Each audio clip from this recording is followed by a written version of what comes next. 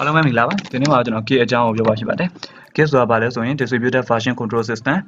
version control system တစ်ခုဖြစ်တယ် version control system နဲ့အများကြီးရှိတဲ့ထဲမှာကျွန်တော် Git ကိုဘာလို့ပြောလဲဆိုရင် Git ဆိုတာအခုဒီအချိန်မှာ popular အဖြစ်ဆုံးတဲ့လူသုံးအများဆုံးဖြစ်တဲ့ version control system တစ်ခုဖြစ်တာကြောင့်ပြောရတယ်ဖြစ်ပါတယ် version control system မှာဘာလဲမပြောခင်ရင် version ဆိုတာဘာလဲလေ့လာကြည့်အောင်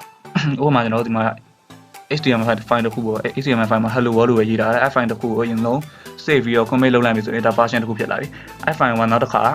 hello world အောက်မှာ hello ဆိုရင်နောက်တစ်ကြောင်းထပ်ရေးတယ်ရေးပြီးတော့ save ပြီး commit လုပ်လိုက်မယ်ဆိုရင်နောက်ထပ် version တစ်မျိုးထွက်လာပြီဥပမာ project တစ်ခုပေါ့ game project ပဲထားပါတော့ game project တစ်ခုကိုငွေညင်းနေစုပြီးတော့10ရက်လောက်ရေးကြတယ်ကိုယ်ပိုင်းသူ့ပိုင်းနဲ့မတူညီတဲ့အပိုင်းတွေရေးကြတယ်အဲ့လိုရေးပြီးဆိုရင်အနည်းဆုံးတော့မတူညီတဲ့ version 10ခုလောက်ထွက်လာတယ်10ရောက်ရေးမယ်ဆိုရင်အနည်းဆုံး version 10မျိုးလောက်ထွက်လာတယ်အဲ့ version 10မျိုးကိုပေါင်းပြီးတော့တစ်ခုတည်းလုပ်ချင်တဲ့အခါမှာကျွန်တော်တို့ version control system ကိုသုံးမယ် version control system ကိုအသုံးပြုပြီးတော့လုပ်ကြတာပေါ့ကျွန်တော် code ဒီမှာဘာတွေပြောင်းလဲသွားလဲဆိုတော့သူက trace library နဲ့ဒီ version control system က Git ကပြီးရင်ကျွန်တော်ခုနောက်ဆုံးအခြေအနေကနေပြီးတော့ error တက်ပြီးတော့အရင်အခြေအနေကိုပြန်သွားခြင်းနဲ့ဆိုတော့ကျွန်တော်တို့အရင် version ကိုပြန်ပြောင်းလို့ရတယ် Git ကိုအသုံးပြုပြီးတော့အဲ့တော့ in log စမ်းကြည့်အောင် Git ကိုဘယ်လိုအသုံးပြုလဲဆိုတာ Git က command line tool တစ်ခုဖြစ်တယ်အဲ့တော့ဒီ website ကနေတော့ကျွန်တော် Git ကိုသွားထောင်းလိုက်အောင်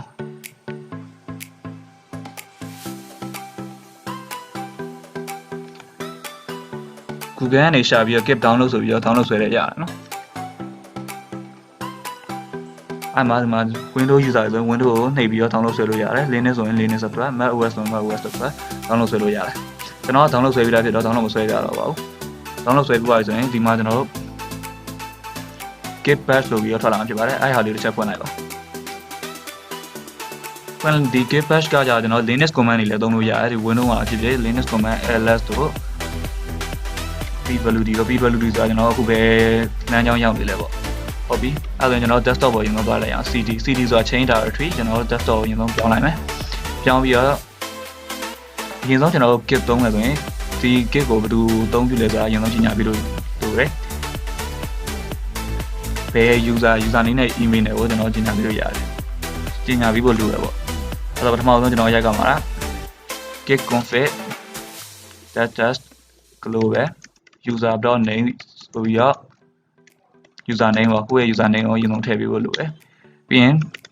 email ကိုကျွန်တော်ထည့်ပေးဖို့လိုရတယ်ဒီ Git ကိုဘယ်လိုအသုံးပြုနေလဲသိအောင်လို့ကျွန်တော်ရိုက်ထည့်ပေးရဖြစ်ပါတယ်ဆက်စချင်းတစ်ချိန်ရိုက်ထည့်ပြီးရပါပြီ user.email ဆိုပြီးတော့ user email @gmail.com ပေါ့ကို email ထည့်ပြီးတော့အဲ့ဒါနှိပ်လိုက်အဲ့ဆိုတော့ Git ကတည်သွားပြီဒီ Git ကိုဘယ်လိုအသုံးပြုနေလဲဆိုတာဟုတ်ပြီအခုကျွန်တော်ဒီ desktop ပေါ်ရောက်နေရမှာ folder လေးတစ်ခုလောက်ရင် create လုပ်အောင် mkdir ရဲ့ command make directory ပေါ့ folder ဆောက်တာပေါ့ folder နာမည်ကို test လို့ပေးလိုက်မယ်အဲ့ဆိုရင် test လို့ပဲ folder လေးကိုဒီမှာရလာပြီအဲ့ဒါ file တွေ folder တွေကျွန်တော်ဝင်လိုက်ရအောင် cd ဆိုတာ change directory နော် test ဆိုတဲ့ folder တွေဝင်လာမယ်ဝင်ပြီးတော့ကျွန်တော် ls နဲ့ခေါ်ကြည့်လိုက်မယ် ls ဆိုတာအထက်မှာဘာရှိလဲဆိုတော့ကြည့်တာအခုတော့ဒီ test ဆိုတဲ့ folder တွေမှာမရှိဘူး header file တွေပါရှိလားဆိုတော့ကျွန်တော်သိချင်နေသွားတယ် ls - la ဆိုပြီးကျွန်တော်ရိုက်ထည့်နေမယ်ဘာ header file မှလည်းမရှိဘူးဟုတ်ပြီခုဒီကျွန်တော်ဒီ test ဆိုတဲ့ folder လေးတော့ git repo အနေနဲ့ကျွန်တော်ပြောင်းနေတယ်ပေါ့နော်စစချင်းရိုက်ရခုမှ git init ဆိုပြီးရိုက်ပြီးတော့အနာခေါက်လိုက်ပါအဲ့ဆိုရင်ကျွန်တော်ဒီ folder တွေက git repo တစ်ခုဖြစ်ပါပြီဟုတ်မှကျွန်တော်ဘယ်လိုသိနိုင်လဲဆိုရင် ls နဲ့ခေါ်ကြည့်လိုက်ဒီ line ခေါ်နေတော့ဘာမှသိမှာမဟုတ်ဘူးအဲ့မှာကျွန်တော် ls - la ဆိုပြီးရိုက်ထည့်ကြည့်လိုက်ဆိုရင်ဒီမှာ git file ဆိုပြီးတော့ကျွန်တော်ထွက်လာဖြစ်ပါတယ်အဲ့ဆိုရင်ကျွန်တော် git repo လေးတစ်ခုဒီ folder လေးကကျွန်တော် git repo လေးဖြစ်ပါတယ် header file အနေနဲ့ကျွန်တော် .git ဆိုတဲ့ file လေးကိုသူ့လိုဆောက်ပြီးသွားဖြစ်ပါတယ်ဟုတ်ပြီအရင်ဆုံးကျွန်တော်တို့ html file တစ် file တော့ create လုပ်ကြည့်အောင် tabs index.html ဆိုပြီးတော့ tab ဆိုတာကျွန်တော် file ဆောက်တာပေါ့ file တွေဆောက်မယ်ဆိုရင် tab ဆိုတဲ့ command ကိုသုံးတယ်ပြန်အနာခေါ်လိုက်ပြီးတော့ file လေးကိုကျွန်တော် text editor နဲ့ဖွင့်အောင် code လေးတစ်ကြောင်းနဲ့ကြောင်းတော့ရေးကြည့်အောင်အဲဒီ index.html ဆိုတဲ့ file မှာ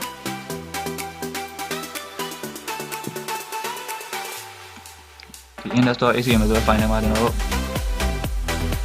hello world ဆိုပြီးတော့ရေးပြီးတော့ save လိုက်မယ် save လိုက်ပြီးတော့အရင်ဆုံးကျွန်တော်တို့ဒီ Git repo တဲ့ဒီ file ကိုရအောင်လုပ်မယ်ဆိုရင်ဒီတိုင်းတော့ကျွန်တော်မရဘူးအရင်ဆုံးဆက်လိုက်ရင် command နှစ်ကြောင်းလောက်ရေးပြီးဆက်ရင်သုံးရ command git app ဆိုတဲ့ command ကိုကျွန်တော်သုံးပါတယ်ဒီ git app ဆိုပြီးတော့အခုကျွန်တော်ပြင်ရေးလိုက်တဲ့ဒီ index.html file လေးကို app လုပ်ပြီးရ Git repo တဲ့ကိုအဲ့တော့ git app အနောက်က file name ဘယ် file ကိုကျွန်တော် app လုပ်မှာလဲဆိုရင် index.html ငါကိုကျွန်တော်ဒီ file ရင်မ add မလုပ်ခင်ဟို git ရဲ့အခြေအနေကိုကျွန်တော်ကြည့်အောင်နော် git status ဆိုရိုက်ထည့်ကြည့်လိုက်အဲ့ဆိုရင်ကျွန်တော်ဒီမှာ enter file သူအသုံးပြုဖို့လည်းဒီမှာပြတာ use git app ဆိုပြီးတော့ကျွန်တော်ဒီမှာပြောင်းလဲလိုက်တဲ့ index.html ကိုကျွန်တော်အသုံးပြုဖို့ဒီမှာပြတာပြီအဲ့တော့ရင်တော့ကျွန်တော်ဒီ index.html ဆိုတဲ့ file တွေက upload ကြည့်အောင် upload လိုက်အောင် git app index.html ဆိုပြီးတော့ဟုတ်လားမယ်ဆိုပြီးကျွန်တော် git status ဆိုပြီးပြန်ကြည့်အောင်ဘယ်လိုဖြစ်သွားလဲဆိုအဲ့ဆိုရင်ဒီမှာကျွန်တော် upload လုပ်တော့ပြီးပါပြီ change to be committed commit လုပ်ဖို့တော့ကျန်သေးတယ်အခုကျွန်တော်ဒါ git repo တွေကမရောက်သေးဘူးကျွန်တော် commit ပေးဖို့လိုသေးတယ်အဲ့တော့ကျွန်တော်မတူသုံးဖို့လဲ recommend ပေးတာတွေ git rm လို့လွယ်ပြီးတာလေ git commit လုပ်ဖို့လဲကျွန်တော်အဲ့ဒါဆိုကျွန်တော် git commit လုပ်တဲ့ဒီ version ကျွန်တော်ဒီအခြေအနေပေါ့ဒီ current state အခုကျွန်တော်ဒီရေးထားတဲ့ hello world ဆိုတဲ့အခြေအနေကိုသိအောင်လို့ကျွန်တော် commit လုပ်ပေးရတယ် commit ကိုအနောက် commit ရဲ့အခြေအနေကအနောက်မှာ git commit -m ဆိုရဒီမှာကျွန်တော်ဒီအခြေအနေကျွန်တော်အခုဒီ current အခြေအနေဘာလုပ်ထားလဲဆိုတော့ကျွန်တော်ရေးရမယ်ဒီနောက်မှာကျွန်တော်အခုဒီမှာဘာလုပ်လဲဆိုတော့ index.html file ကိုစောက်လိုက်တာဖြစ်တဲ့အတွက် creating index.html ဆိုပြီးတော့ကျွန်တော် commit ပေးလိုက်မယ် commit ပေးပြီးအနောက်ခေါက်လိုက်အဲဆိုရင်ကျွန်တော်ဒီ file လေးက git repo ထဲကိုရောက်ပါပြီဒီမှာ one file change file တစ်ခု11 insertion နဲ့ကျွန်တော် set the line ဆက်တစ်ခုနဲ့ one file ကျွန်တော် save လုပ်ပြီး git repo ထဲရောက်ပါပြီဟုတ်ပြီကျွန်တော်ဒီ file ကိုပြင်ကြည့်အောင်နည်းနည်းလေးပြင်ပြီးတော့ဒီ hello world ဆိုတဲ့နားမှာ hello everyone ဆိုပြီးတော့ everyone ဆိုတော့ exclamation နှစ်ခုထည့်လိုက်မယ်ထည့်ပြီးတော့ save လိုက်မယ် save ပြီးကျွန်တော် git status ဆိုပြီးပြန်ခေါ်ကြည့်အောင်အဲဆိုရင်ဒီမှာသူ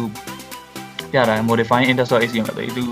အသုံးပြုဖို့ရဒီမှာ git app လို့လည်းပြောတာလေ git restore လို့လည်းအဲ့တော့ recommend ပေးတာပါအဲ့တော့ကျွန်တော်ဒီမှာပြင်လိုက်ဆို git ကတော့အလိုလိုမသိဘူးဒီအခြေအနေကိုဒီ version အခြေအနေကိုကျွန်တော်ကသိအောင်လို့ကျွန်တော်လုပ်ပြီးမှပဲရမှာပေါ့အဲ့တော့ကျွန်တော်တို့ပြင်လိုက်တဲ့အခြေအနေကိုကျွန်တော် git app index.html ဆိုရင်တော့ app လုပ်လိုက်မယ်ဒီဟာကိုအဲ့လုပ်ပြီးသွားပြီဆိုရင်ကျွန်တော် commit ထပ်ပေးရမယ်ဒီအခြေအနေမှာကျွန်တော်ဘာလုပ်လိုက်လဲပေါ့အခုအခြေအနေမှာအခုချိန်မှာကျွန်တော်စာရေးလိုက်တယ်ပေါ့ change နဲ့ sentence လို့ပဲရေး commit ပေးလိုက်မယ်ကိုလုပ်လိုက်တဲ့အခြေအနေကိုဒီမှာရေးပြရအောင် message ဆိုဒီနေရာမှာ git commit -m လို့မရေးဘဲနဲ့ဒီလို message လို့မရေးဘဲနဲ့ git commit လို့ပဲရေးပြီးလဲလို့ရတယ် git commit လို့ရေးလိုက်ဆိုရင် test editor ဖွင့်သွားနိုင်မယ်အဲ test editor မှာကျွန်တော်ဘာလုပ်ခဲ့လဲဆိုတော့ရေးရရတယ် CSS changing a sentence escape connect value ကျူနေပြန်ထွက်လာအဲ့ဒါလည်းကျွန်တော် commit ပေးရပဲ one file change one insertion နဲ့ကျွန်တော် commit ပေးလိုက်ပြီခုနကကြတော့ကျွန်တော်ကြောင်းနေပေးရဒါ git commit လို့ပဲရိုက်လိုက်မယ်ဆိုရင်ကျွန်တော် test editor ဖွင့်ပြီးတော့ရိုက်ထည့်တာရိုက်တဲ့အနေနဲ့သုံးပြီးရတယ်ဒီနေ့ကဒီလောက်ပါပဲနောက်နေ့ရောက်ရင်တော့ကျွန်တော် git အကြောင်းဆက်ပြောမယ်ပြီးရင် git အကြောင်းကိုပြောရမှာဖြစ်ပါတယ်ဒီမှာ